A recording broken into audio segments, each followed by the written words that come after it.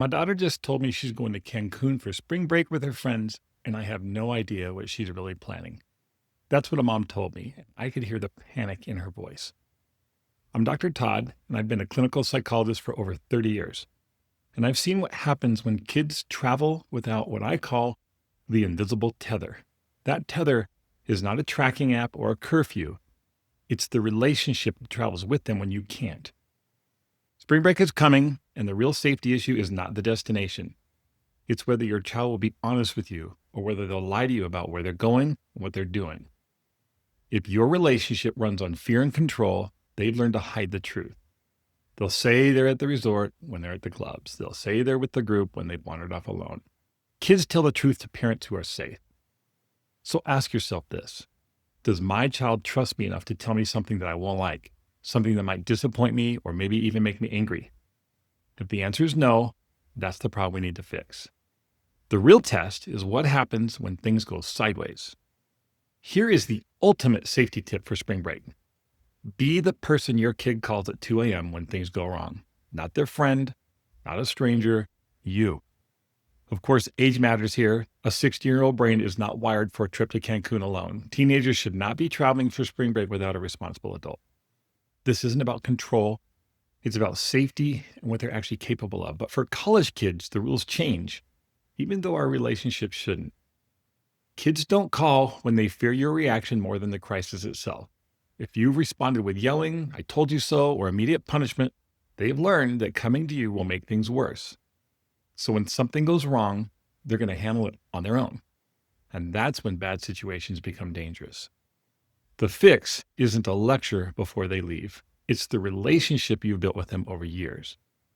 My own kids have told me some very hard things because they knew that I would lead with calmness and problem solving before we ever got to consequences. So before your kids go on spring break, you need a spring break protocol.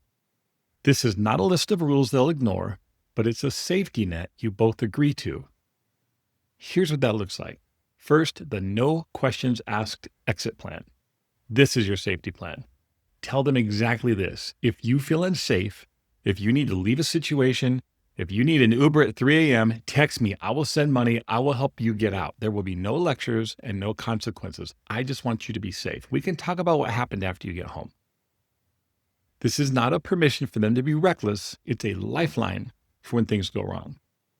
Second, have a digital safety net. Ask them to turn on location sharing just for this trip.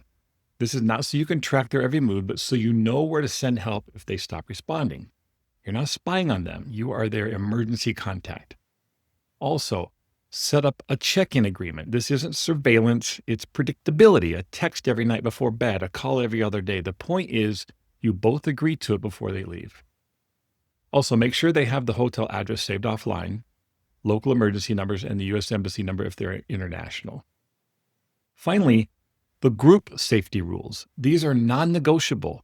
Never leave a drink unattended. If you put it down, get a new drink. Never go anywhere alone, especially at night.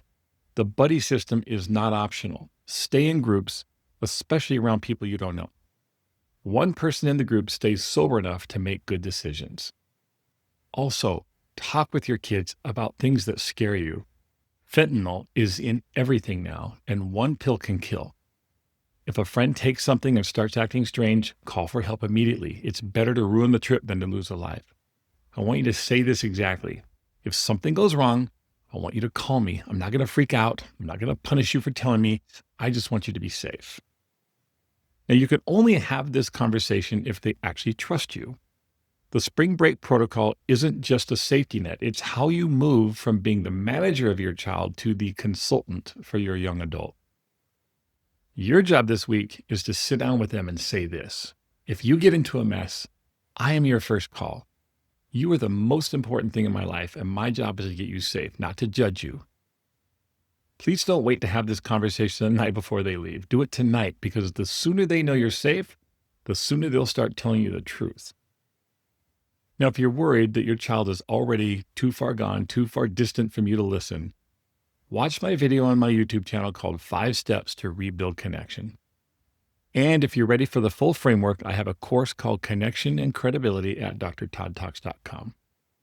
This course will help you build a strong, secure connection with your child while maintaining credibility as a parent. If you're not ready for that, I have free videos, articles, and podcast episodes on my YouTube channel, my podcast, and my website.